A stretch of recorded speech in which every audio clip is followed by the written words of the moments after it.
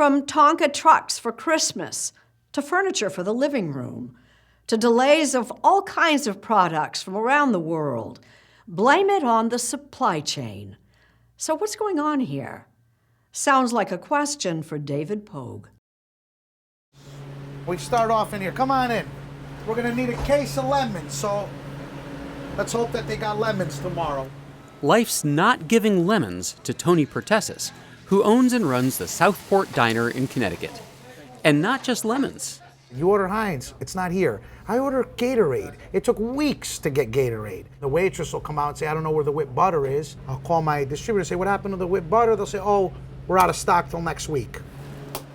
And when he can get his hands on supplies, he pays a lot more for them.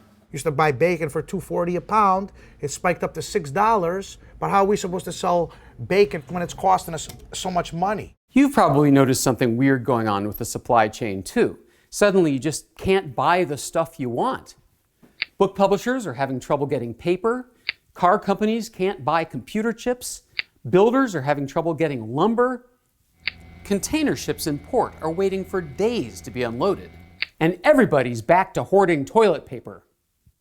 But here's what's strange about these shortages. There's actually a glut of goods entering the country. And chances are, whatever you're waiting for is somewhere in boxes like these. One of these containers can hold 10,000 pairs of sneakers, 200 queen-size mattresses, 70 giant flat-screen TVs. So 95% of consumer goods come into the United States in these very containers. Beth Rooney is the Deputy Director of the Port Department of the Port Authority of New York and New Jersey. Those big container ships, how many of these are they carrying? Anywhere between 9,000 and 16,000 of these boxes at a time. And this pile is how many? A couple hundred. She's in a perfect position to explain the first part of the supply chain crisis. As the pandemic hit various parts of the globe, factories overseas shut down. When production began to ramp up, we then saw a significant increase in cargo volume. We are all seeing about a 30% increase in our cargo activity year over year. Even better, or worse, the holidays are coming. Of course, we're also experiencing Christmas. So if the goods are not here in the port by mid-September, they're generally not on the shelves for Christmas. Okay, so if there's no shortage of goods, then where's the shortage?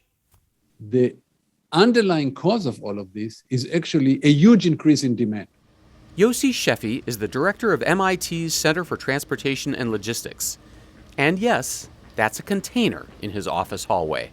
People did not spend during the pandemic, and then all the government help came. Trillions of dollars went to households, so they order stuff. They order more and more stuff.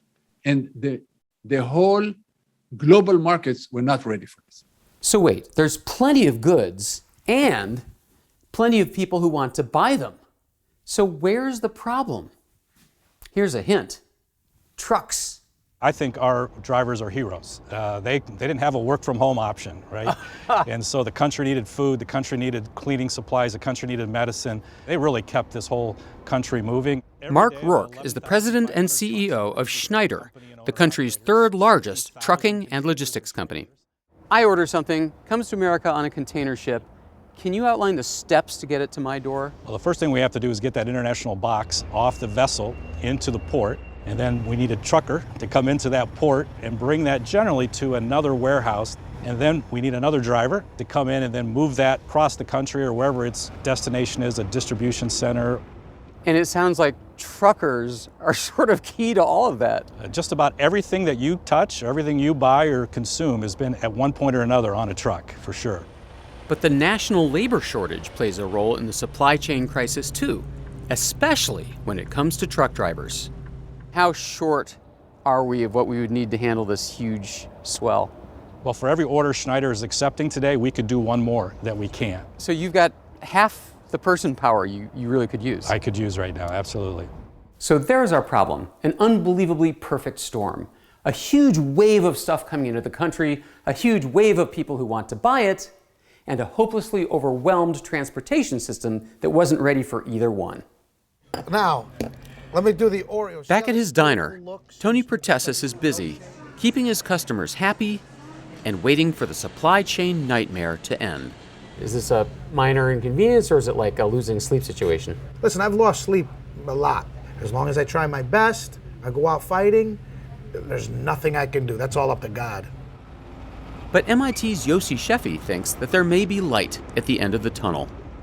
When are things gonna be normal again? I would say without government intervention, it will be at the end of the second quarter next year, but the prices will still be high. And maybe we'll emerge with some wisdom, too. We're getting so used to the plenty that we kind of lose perspective.